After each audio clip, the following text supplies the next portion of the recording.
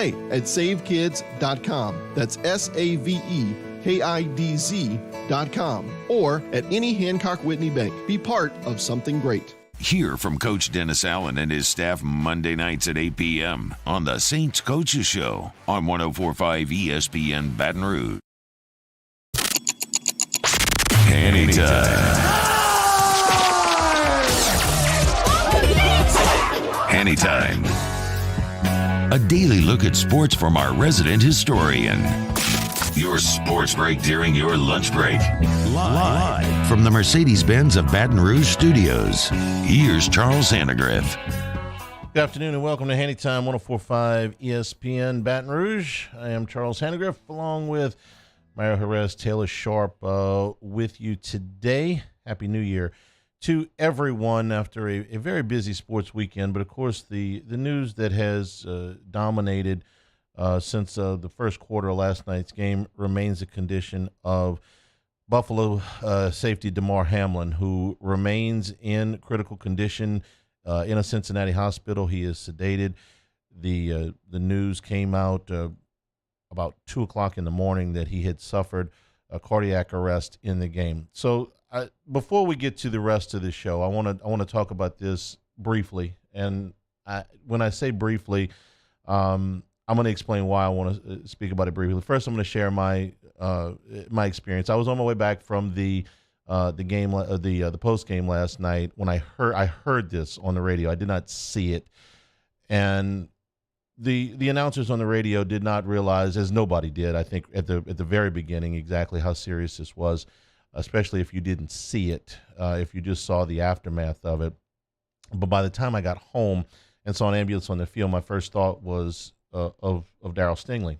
And, you know, when Stingley was paralyzed in that preseason game, that was, at the time, one of the most horrific injuries anybody had ever seen and remains so to this day. But then I saw the play and realized that it was nothing like Darryl Stingley at all. What I saw, and I saw it once, I watched it again to make sure that I saw what I thought I saw, and then I didn't watch it again and will not intentionally watch it again because I frankly, it was as disturbing as anything that you'll ever see on an athletic field or athletic court. So there were two things that came to my mind at that point after I saw the play, which was Chuck Hughes, a wide receiver for the Detroit Lions, who had a heart attack on the field in 1971 and died. A play I did not see, have not seen the footage or anything of it. It's something I'd read about. It happened just before I was born, actually.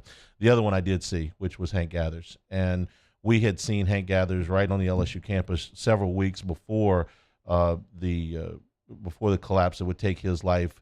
And Hank Gathers was as big of a star in college athletics as there was at the time. And when I saw what happened, it was like, okay, this is not a typical football injury. After that, the obvious thing is you are judging from the reaction of the players. You knew how serious it was, that this was, like I said, not a typical football injury. And at that point, all anybody's worried about is this young man going to be okay? And that remains here another, 16 hours after it happened, are still our number one concern. I'm not interested, frankly, in anybody that wants to lay blame or, exacerbate the situation. It's bad enough. So I'm certainly not going there. The second part I would tell you is that in a crisis like that, people work as fast as they can, but it's never you never do everything exactly like you want to do. The one thing that needed to be done in a timely fashion last night, which was to save Damar Hamlin's life, happened. The rest of the stuff about you didn't get your announcement in time or whatever, save it, okay? Save your faux outrage for a 15-minute delay in an announcement being made, okay? They weren't going back out there to play. After that, I don't have experience in a situation exactly like that for the people that are covering it, okay? But I do know that Buck and Aikman were put in an impossible position last night, as was Susie Colbert and Booger McFarland and Adam Schefter. And Scott Van Pelt and Ryan Clark after that. And, a lot of people this morning, because the thing is, you want information, and there simply isn't any new information. And very quickly you run out of things to say. Unfortunately, I have been on the air when a member of our staff has passed away, and I had the option to shut the show down, and I did. I had that option that day. They didn't have that option, last night. We also just, 3 years ago had to go on the air with the knowledge that our colleague, Carly McCord, had died in a plane crash, and I can promise you that nobody on our staff wanted to work that day. So you do run out of things to say, and it's an emotional thing. And more than likely, when you're forced to, I'm going to use the word fill, you give the same information over and over again, which is frustrating to people, or you start to speculate, which I'm certainly not going to do. I can't tell you, how the people that are dealing with this situation are dealing with it. I can't tell you what's going to happen next. In the interest of all of that, and believe me, I've watched, thousands and thousands of football games. I was sitting there fixed with my eyes on the TV as well last night going, oh my God, please make it. I saw the Dennis Byrd, I saw the Eric LeGrand, and you realized it wasn't that kind of injury. Those are the kind of injuries that we've always, worried about. Hey, is this guy going to be able to walk? Is he going to be able to, Devon Gales over in Georgia? But this wasn't that. It was the other thing. It was Hughes. It was Gathers, and that's why it was so terrifying to everybody on their field. They saw it. You saw their reactions. They've seen football injuries before. So without any new information, and without wanting to speculate, and without wanting to, for lack of a better term, make anything worse, there's nothing more that I can say about it. It's not that we're insensitive to the situation. It's just that the more you talk about things that you don't know, the more apt you are to make things worse rather than make things better. If we get anything during this show, we'll stop what we're doing and we'll go to that immediately. I will tell you that there has been an update on the charity, which started out as a toy drive and is going to become much, much bigger than that, which Hamlin had put together, hoping to raise $2,500. They've now raised $3.7 million. And like I said, obviously that's going to be a much bigger deal before it's done. And so every time you think the world's going to hell in a handbasket, just know that for every no good blankety blank, I still think there's 5 good people. So that's just how I choose to look at things. Gives me a little bit of peace. We're praying for the young man. I hope that I hope for the best. In the meantime, we're going to move on. And there was plenty to talk about. It was a fun sports weekend right up until the tragedy last night. But LSU did win the Citrus Bowl, and it was not quite what we expected. I expected LSU to win the game. I expected them to win it comfortably. I don't know that I expected them to win the game by 56 points. It was pretty evident early on that Purdue was not going to be able to compete. It wasn't that they didn't have enough players on defense. They were going to be a little bit outmanned in a full strength competition against LSU because LSU was just that much faster than they were. But without an offense to keep that defense, somewhat off the field, they really had no chance. And it was it's perfectly scripted is what you can do for Brian Kelly. And there was some things that were said in the post game that were pretty relevant, especially moving forward with LSU. So we're going to get to all of that. But before we do, here's Brian Kelly it was exactly a year from the Texas Bowl to yesterday and that first year at LSU.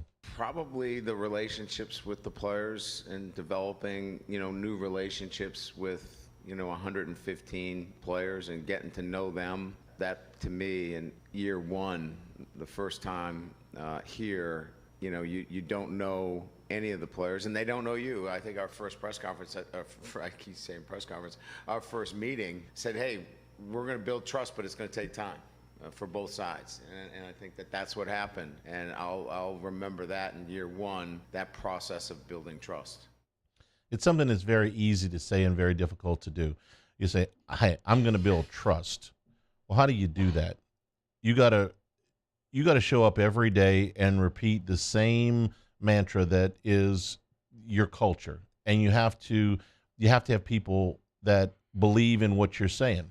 You know, you can't go in there and deliver a message and then go off that message and have people continue to believe in you. And as difficult as that is to establish with one person or even the members of your staff and 2 or 3 key players, I've said this, I don't know how many times since he got the job, he wiped out the building, okay? There wasn't, and I guess by necessity, but other than just a handful of holdovers from the previous staff, he started from scratch. And there's roughly 100 people when you count the player. No, it's more than 100 people if you count the players. I would say that there's roughly 70 to 90 staffers in there when you count the coaches, all the administrative people, the video people, the equipment people, your medical people that are, you know, directly or indirectly involved in your day-to-day operations. And when you say, man, look, I got to go meet all of these people. I got to get all of these people to trust me. I got to get all of these people to believe in what I'm doing. And you might not think it's important to have the video guy or the equipment guy on the same page as you until there's a problem in one of those departments and it ends up costing you something important. Could happen all the time. To put together that many relationships in such a short period of time and have it work is no small feat. In fact, to go from where they were a year ago to where they are now is nothing short of astounding, okay? If it wouldn't be for Tulane's 10-game turnaround, you would be talking about it as it was worst to first. I mean, as easy as you can say it, worst to first in the Southeastern Conference Western Division. Man, that's top of the resume stuff. The toughest division in college football with that, you know, the evil empire 2 states over and, you know, over to your west, a team, a university that is trying to spin themselves into oblivion. And you won the division. Pretty good. It's among the best coaching jobs that I have seen, not just this year, but in any year. And he wasn't the national coach of the year, and I understand why they gave it to Sonny Dykes, and I would have voted for Sonny Dykes. Sonny Dykes' team was 5-7 last year. They're playing for the national championship next Monday. He gets the trophy, no problem. Okay, and I got a ton of respect for what Willie Fritz had to go through a year ago and where he got his team, and what a great game that was on Sunday. On Monday.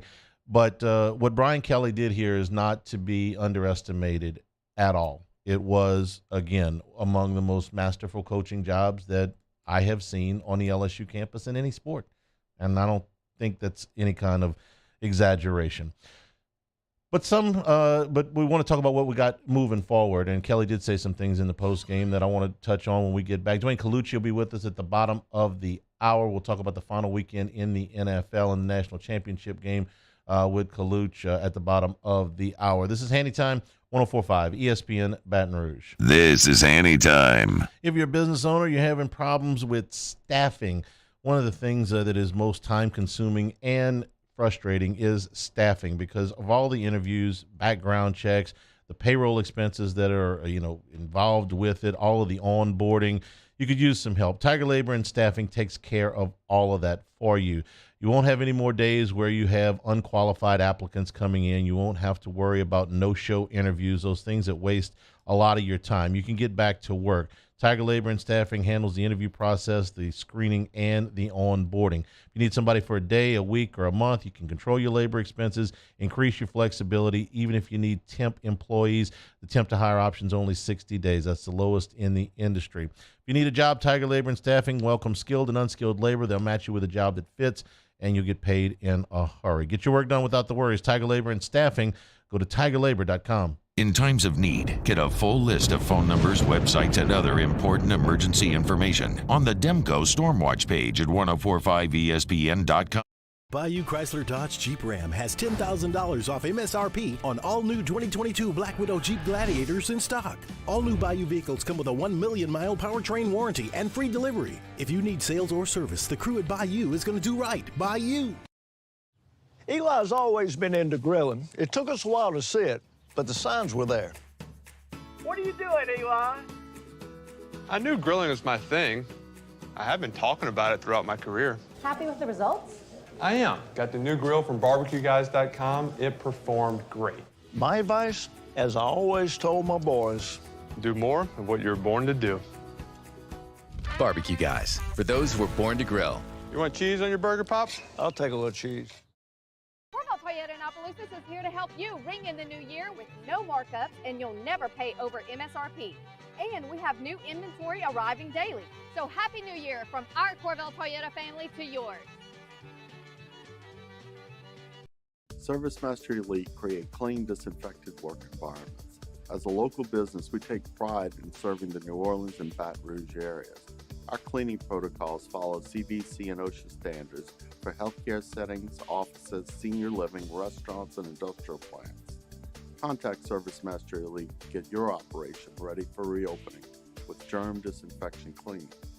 Service Master Elite, the trusted choice in professional cleaning since 1996. Louisiana. It's a place defined by culture, by pride, by passion, by people who do more than love this place. They celebrate it, elevate it, champion it. They are the individuals who embody what makes Louisiana great. The companies that make Louisiana a better place to work and live. The nonprofits leading transformational change in our communities. Champions of Louisiana are all around us, and LWCC is proud to celebrate them because we've always been Louisiana loyal, supporting the workers, the innovators, the change agents of this great place we call home. Who are the champions around you? Together, we can share their stories. Together, we can help our home state thrive. Together, we are Louisiana loyal. Always.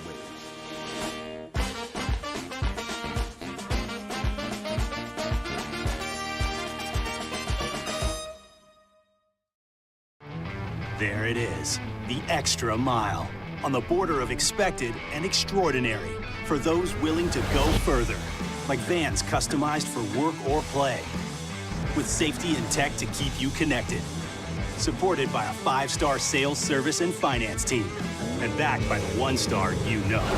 So go the extra mile. It's never crowded, because so few have what it takes to go there. Mercedes-Benz Vans. Time doesn't stop, and the world keeps spinning. Community, culture, and communications, the powerful circle that connects us together.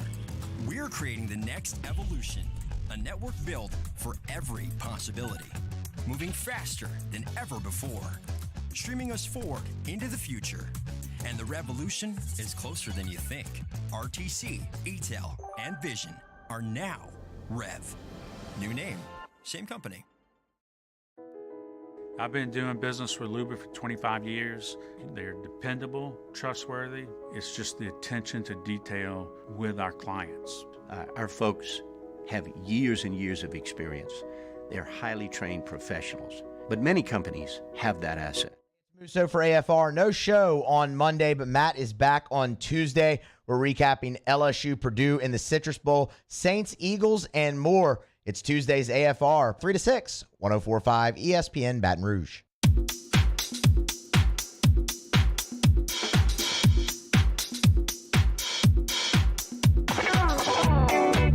This is Hanny Time with Charles Hannegriff on 104.5 ESPN Baton Rouge.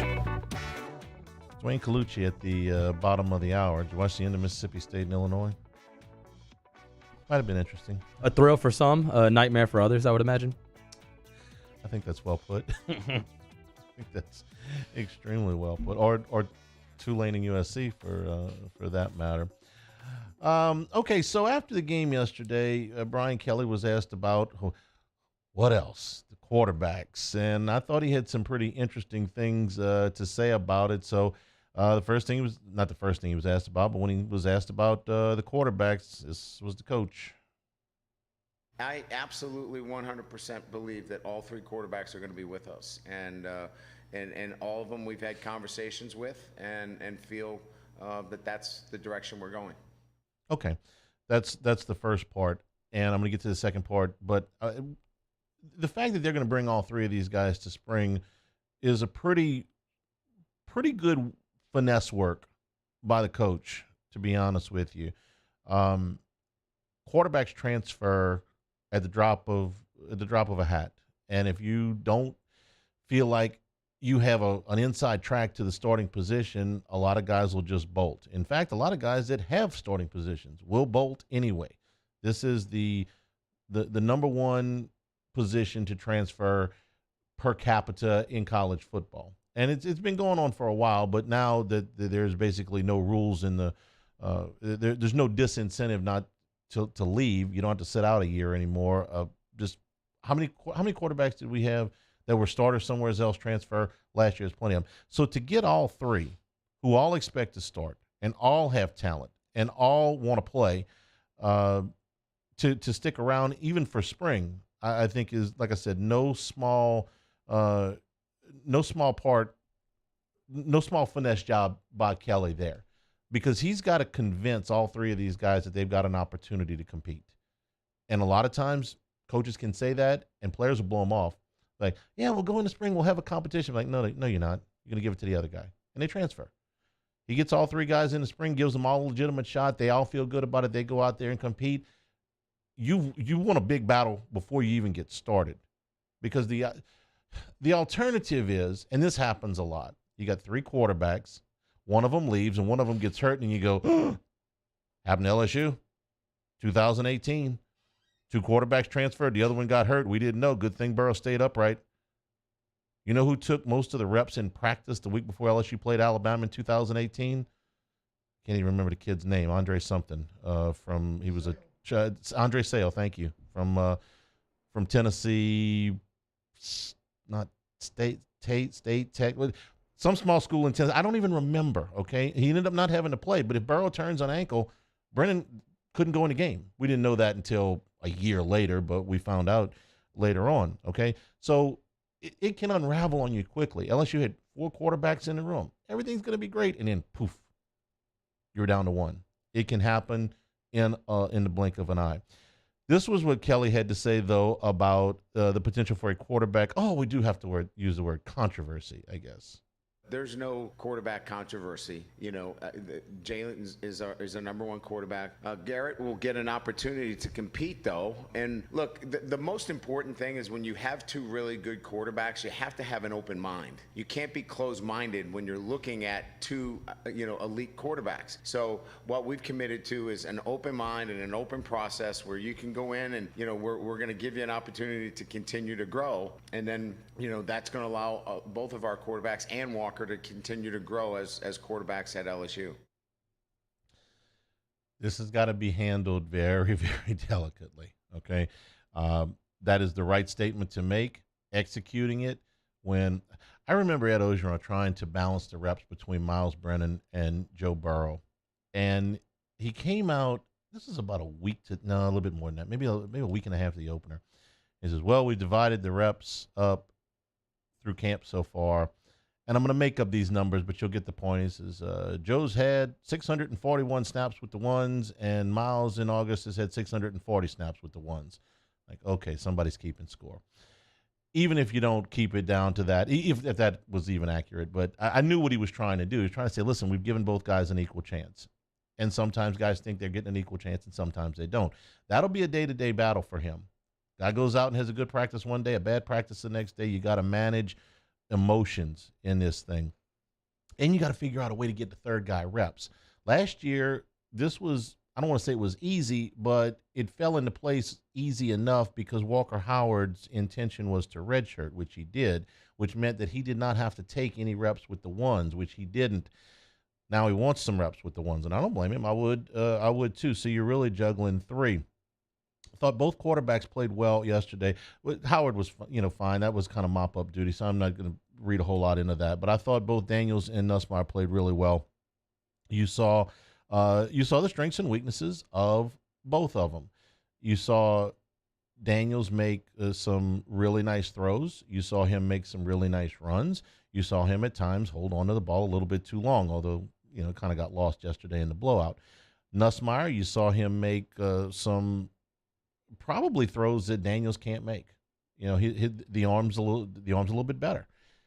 But you also saw him make a bad throw. It wasn't a bad decision. It was just a short arm to throw into the end zone. He threw an interception. He is prone to make more mistakes than Daniels does. Daniel, he's got some more big playability with the bigger arm, but he's also prone to make some more mistakes. How do you balance that?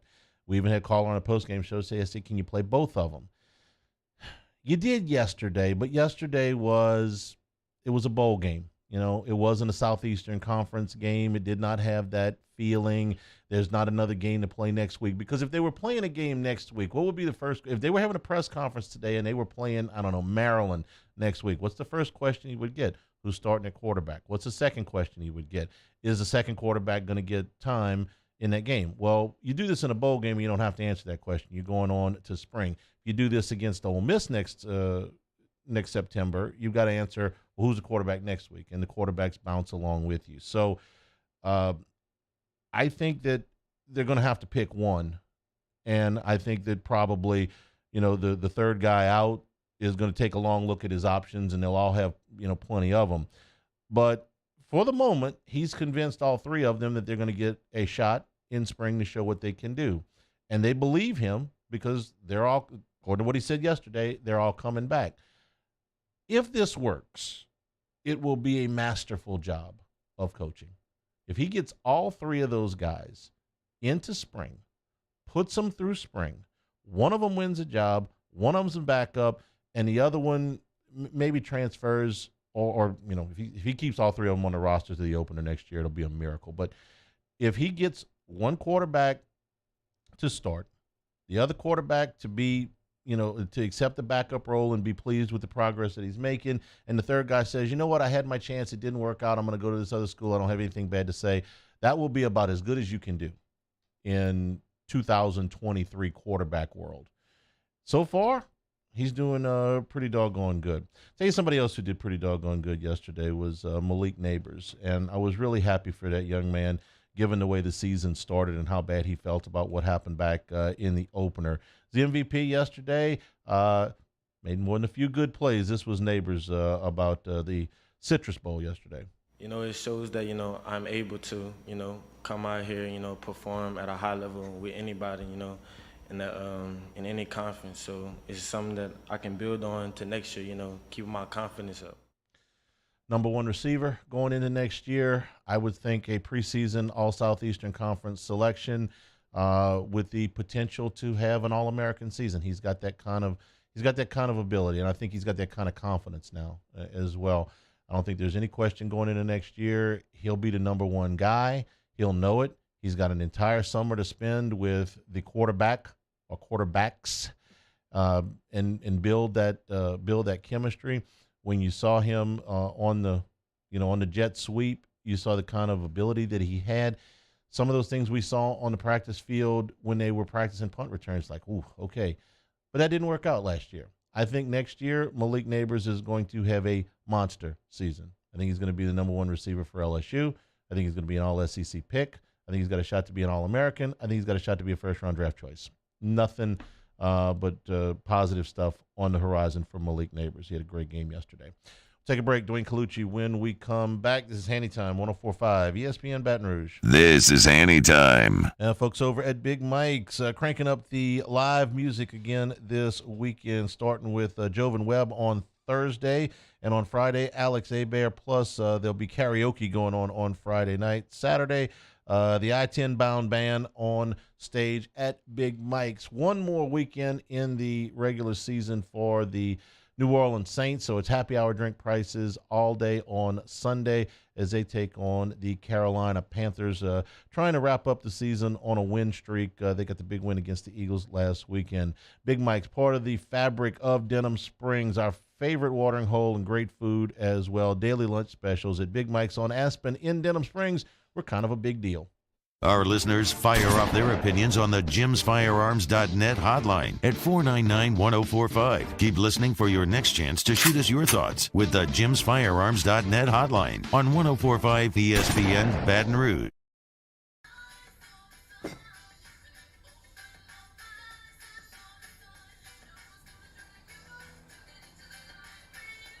Miller Lite has more taste and only 1 more calorie than Michelob Ultra.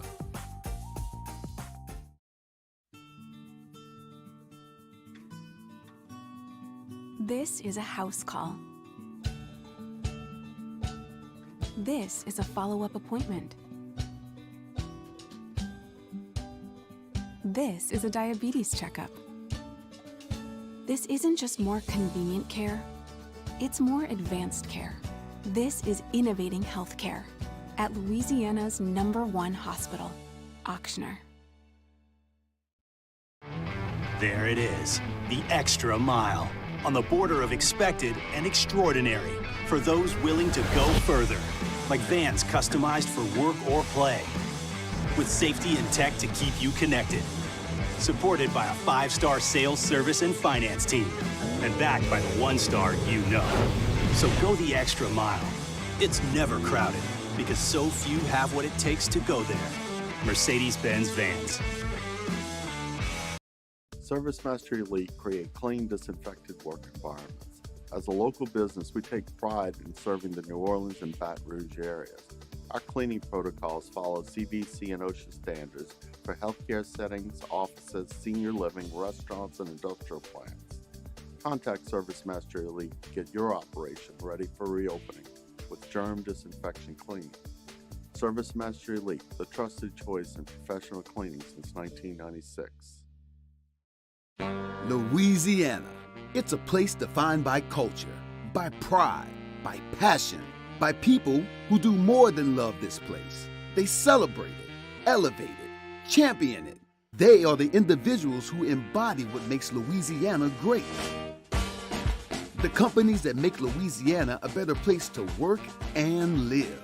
The nonprofits leading transformational change in our communities.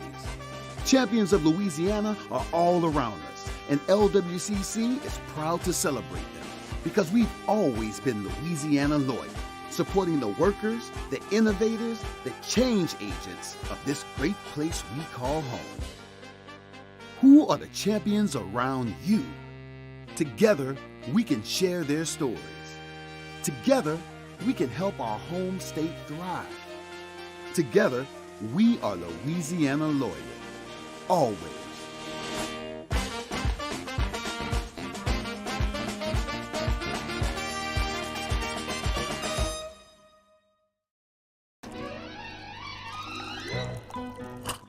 Jimmy out and Mike Delicano for the Tuesday evening edition of Game Time, presented by Bet Rivers. We're at Mike Anderson's on Lee, just off of Nicholson. That's Game Time, presented by Bet Rivers, 6 to 8 p.m. on 104.5 ESPN Baton Rouge.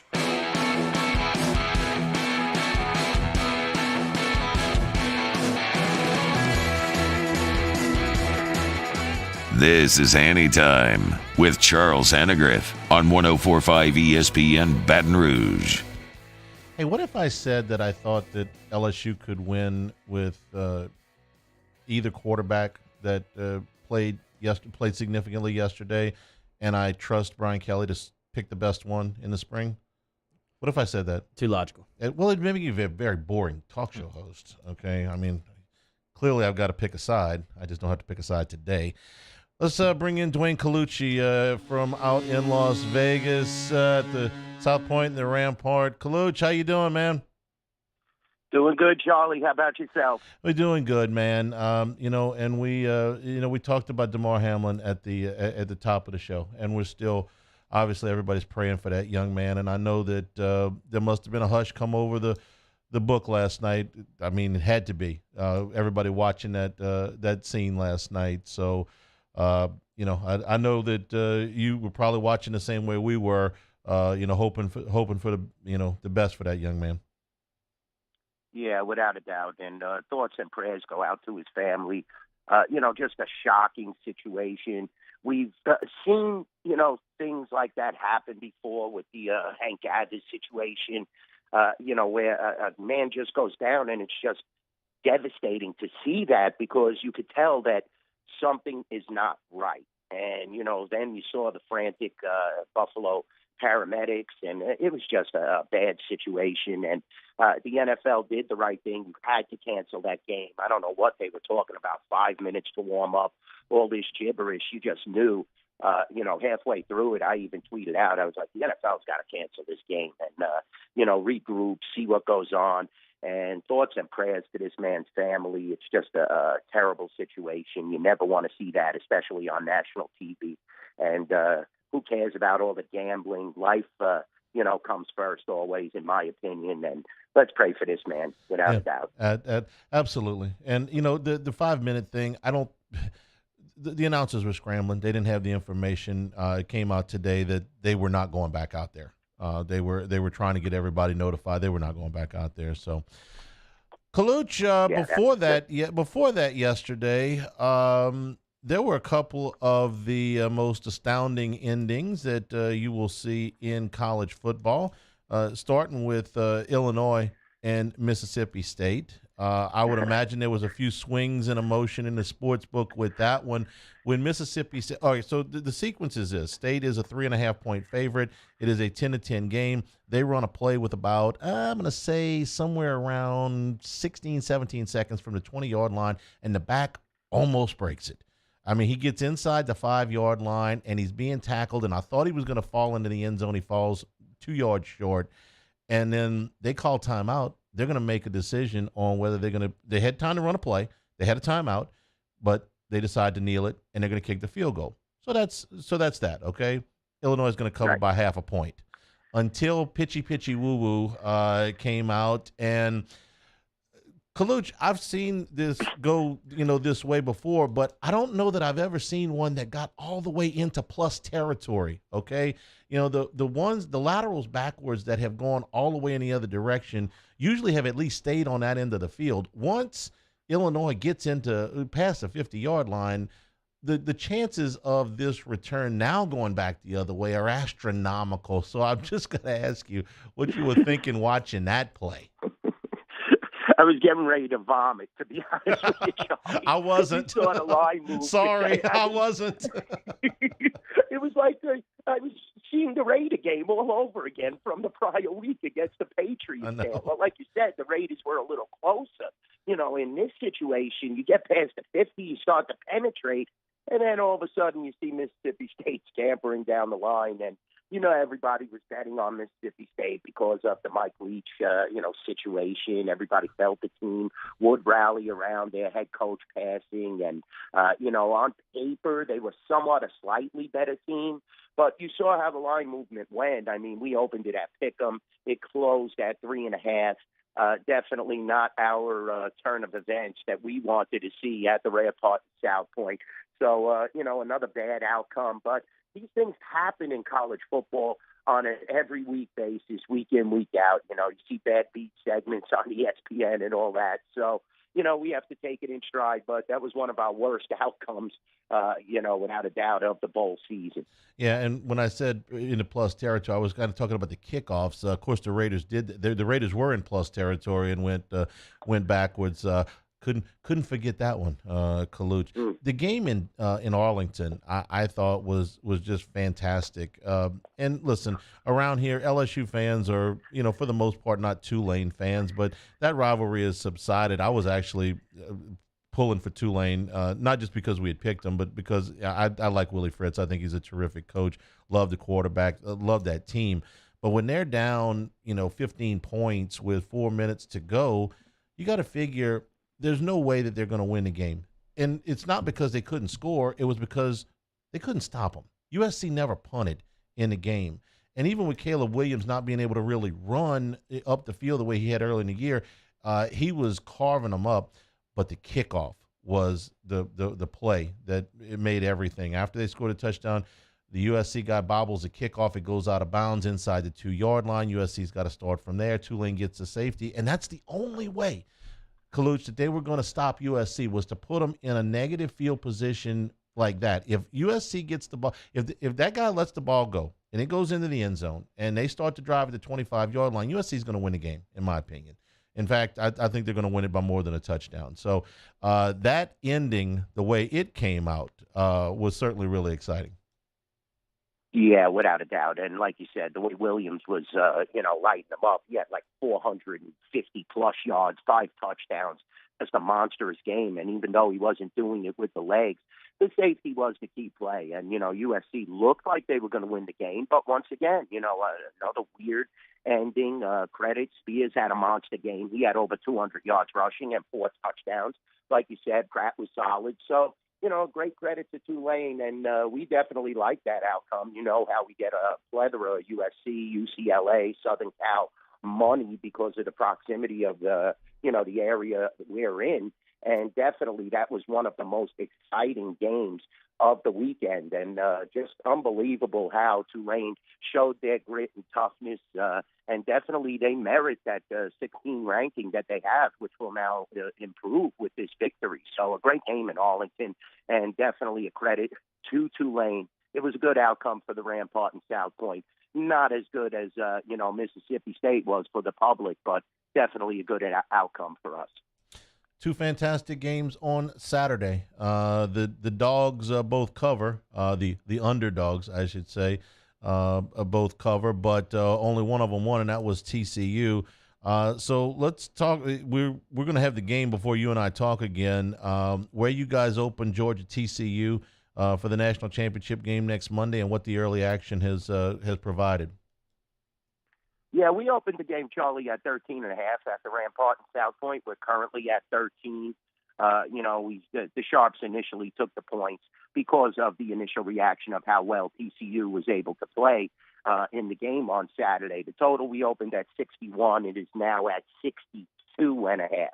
So we're seeing some action on the over naturally. I mean, you had like 170 points combined from the Final Four over the weekend. It didn't seem to be much defense. I feel, though, that Georgia will improve on the defensive end. That's the whole focus. Definitely coach critical of Bennett and his performance. But I think it's more lies on the defense. You have to occasionally stop a team. And, that's the whole key. Defense wins championships, in my opinion. But this TCU offense is like a machine. And you could just see how they were so game and were able to outscore Michigan, which is unbelievable. I mean, Harbaugh had a solid team this year. TCU took it right down their throat. Granted, Georgia got a little lucky. Ohio State came to play as well. This is a big point spread for a national title game. 13, I would be tempted to take the points as well, Charlie. This TCU team just scores regardless of who is the defensive opponent, and the initial reaction with the Sharps and the public was to take TCU. So we're seeing some action so far on TCU. We'll see how this plays out. There's plenty of wagering to go in between now and then. Like you said, we'll talk again. So definitely going to be a great, great national title game and an exciting one. What did you think about the way that Ohio State and Georgia finished? Watching the game as it was going on, kept seeing Ohio State snap the ball with a lot of time left on the play clock. I'm sorry, but that ended up, I thought, making a difference with a 2-touchdown lead, and you're closing in on the national championship game. I don't know. I thought they were in a little bit of a hurry at times coming down the stretch there. Yeah, clock management was horrible, and that's why you saw Georgia outscored them 18-3 in the fourth quarter, Charlie. I mean, that's when, they started to really excel and take advantage because there was extra time that shouldn't have been there. And it put a lot of pressure on Stroud and the offense then because, you start going 3 and out, and there's not too many good play calls, and there's no time going off the clock, and you have this number 1 ranked Georgia Bulldog team that's very hungry. That was definitely suspect. It played into Georgia's hands. Like I said, though, you can't give up 18 points when you're headed to the national title game in the fourth quarter and only put up 3. Worst time to get cold was the fourth quarter, and Ohio State had their liability in that quarter. All right, you said getting cold. Well, you say getting cold. I think about the NHL. What's going on? It's time. Look, football season is winding down. I know this is where you eat, man, in the NHL. So give me a couple of things you might like tonight on the ice. Yeah, definitely, Charlie. We have some great matchups tonight. Carolina playing the Rangers. Carolina has been unbelievable. They have been running the table for the last 2 months. They're starting to get healthy, too. That's what's shocking. Sebastian Aho is back. They're talking about Max Pacioretty now starting to skate. So you know, I have no qualms laying 125 in Madison Square Garden with this great team. As good as the Rangers have, played in the first half, I think Carolina has been the far superior team in that Eastern Conference. So we're at minus 125 Carolina on the road in Madison Square Garden at the Rampart in South Point. I definitely like that game. Charlie, I hate to say it, Montreal is going really backwards. You know, I'm a Canadian homer, but they have been getting blown out in games, and they have to rectify that. Martin St. Louis has to look at himself and definitely get some defensive play. I mean, they gave up 9 goals against Washington. That was just an embarrassment. And, they have Cole Caulfield, who is one of the premier goal scorers in the league, but it seems like the defense gives Jake Allen and Samuel Montembeault no chance. So, I'm looking at the over in that game tonight. I could never lay 230 with Nashville because they're not such a great team. They did beat Montreal, I believe, though, about a week ago. So keep your eye on that. Total is at 6. Over is shaded at 115 at the Rampart in South Point. I like over in that game. Samuel Montembeault will be between the pipes for the Montreal Canadiens, and he is considered the backup. So I definitely am looking at that. Also, it's time and time again, anytime I could get the LA Kings at a plus at home, I'm liking it. And as good as, Peter DeBoer has done a great job with this Dallas Star team, they're laying 125 in Los Angeles. I like the Kings. I definitely will take them at a plus. They're second in that Western Division. They're clawing at the Vegas Golden Knights. They beat the Vegas Golden Knights last week, which was a very important victory. They're in second place. I like the Kings. Like I said, Dallas, minus 125 at the Rampart in South Point, and I'll take the plus there. Another early game, Charlie, maybe Washington. Washington's on fire. Alexander Ovechkin has found the fountain of youth. And I definitely think at home they could outclass the Buffalo Sabres. But you got to lay a little there. 160 at home, at the Rampart in South Point. That's a minus. So, yeah, there's a few games for you. And I'm going to be making my bread and butter and focusing on the NHL and NBA now, Charlie. You know how we do it. I got it. Okay, so the Kings, the Caps, the Predators over, and the Hurricanes. By the way, Dwayne, while we're doing this segment, the NFL has announced that the Bengals and Bills will not be resumed this week. So they're not talking about what they're going to do about that game, but it will not be resumed this week. As always, my friend, we appreciate it. Another big weekend, the final weekend of the NFL, plus the national championship game next Monday. We'll look forward to talking with you next week. Yeah, definitely, Charlie. Thank you so much, and Happy New Year to you and your family. Let's make it a prosperous and healthy one. And once again, prayers and thoughts to the Hamlin family. Thank you, Colucci. We appreciate it. We'll take a break, come back and wrap things up here. Hanny Time, 104.5 ESPN Baton Rouge. In times of need, get a full list of phone numbers, websites, and other important emergency information on the Demco Stormwatch page at 1045ESPN.com. Bayou Ford has $10,000 off MSRP on a new 2022 Ford F-150, plus no payments for 90 days and 2.9% APR for 72 months. All new Bayou vehicles come with a 1 million mile powertrain warranty. If you need sales or service, the crew at Bayou Ford is going to do right by you.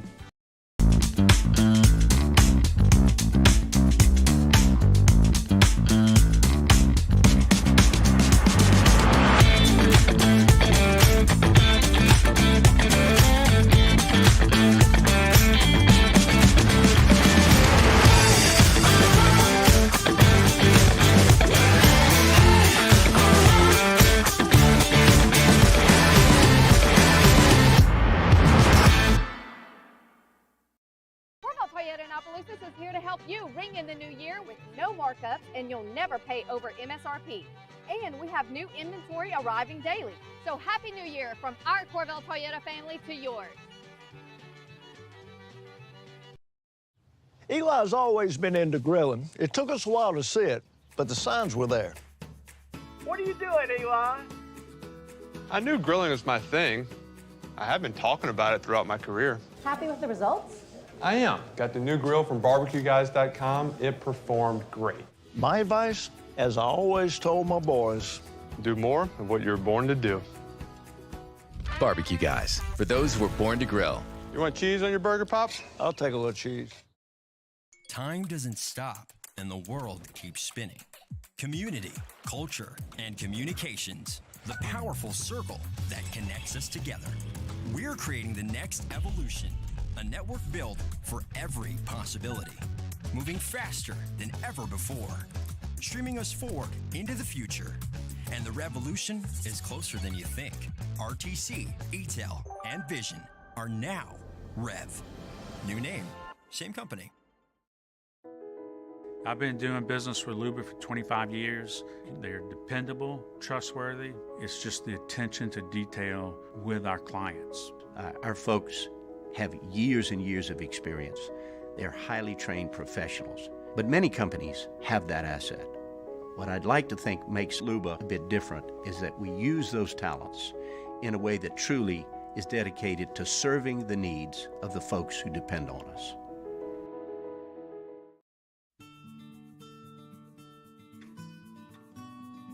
This is a house call. This is a follow-up appointment. This is a diabetes checkup. This isn't just more convenient care, it's more advanced care. This is innovating healthcare at Louisiana's #1 hospital, Ochsner. There it is, the extra mile, on the border of expected and extraordinary for those willing to go further, like vans customized for work or play, with safety and tech to keep you connected, supported by a 5-star sales, service, and finance team, and backed by the 1-star you know. So go the extra mile. It's never crowded, because so few have what it takes to go there. Mercedes-Benz Vans. ServiceMaster Elite create clean, disinfected work environments. As a local business, we take pride in serving the New Orleans and Baton Rouge areas. Our cleaning protocols follow CDC and OSHA standards for healthcare settings, offices, senior living, restaurants, and industrial plants. Contact ServiceMaster Elite to get your operation ready for reopening with germ disinfection cleaning. ServiceMaster. On Wednesday's OTB, the boys continue to set the scene for the College Football National Championship. Plus, the latest on LSU men's women's basketball, the Pelicans, and your New Orleans Saints. Off the bench, 7 to 10 a.m., 104.5 ESPN.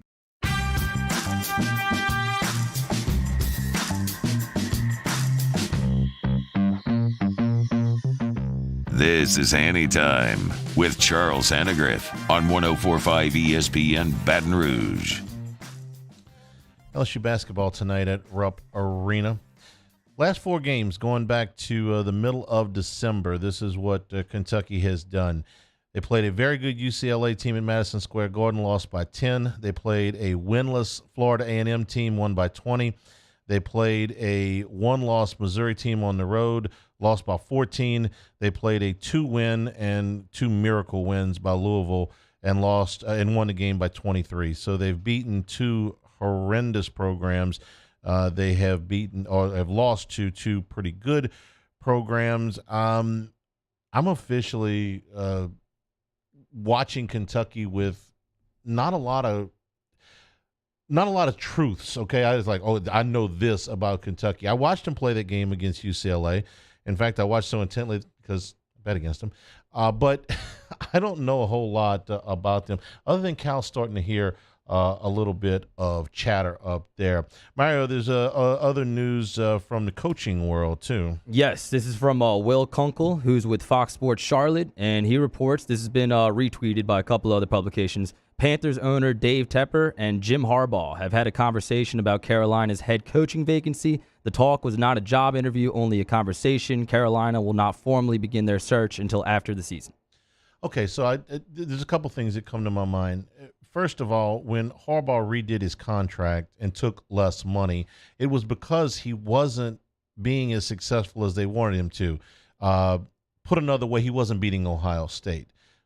Well, now he's beating Ohio State. He's got all the job security in the world he wants. He can go back in and redo that contract. The first contract that they did for him up there included some life insurance policies that made it almost impossible for him not to get all of his money, even if they did fire him. And so then, things kind of scale back. Well, now he's been to the playoffs 2 years in a row.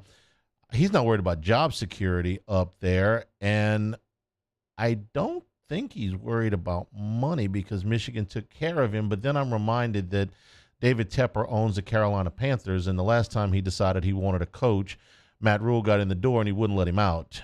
Basically, no, Mr. Tepper, I have to go meet with the New York Giants. How much do you want? Well, no. I really have another. How much do you want? All right, let me throw out the most outrageous figure I can think. Fine, sign here. Could happen. I was a little bit surprised that Harbaugh is thinking about jumping back to the NFL now, but that's circulating in a lot of places right now. Denver was another name that came up because the Walmart people are ready to spend lots of money. The Walmart people get into a bidding war with David Tepper, and you might see the biggest salary of a coach in the history of sports. I'm not joking. Tepper's worth, we looked this up, it was somewhere in the area of $12 to $14 billion, and I know the Walmart people are worth more than that. Okay, that's net worth. Tepper would. I remember we did the thing when Joe Brady was here. He's like, well, he's not going to get Joe Brady. He's worth 12 times what LSU's endowment is. If he wants him, he's going to buy him. Goes up into auction with the Walmart people. You may see the biggest salary in the history of coaching in any sport. Tomorrow, Scott Rabelais with us, plus first class, second class, no class. For Mario and Taylor, I'm Charles Hanniger saying thank you and good afternoon. Stay tuned for Hunt Palmer.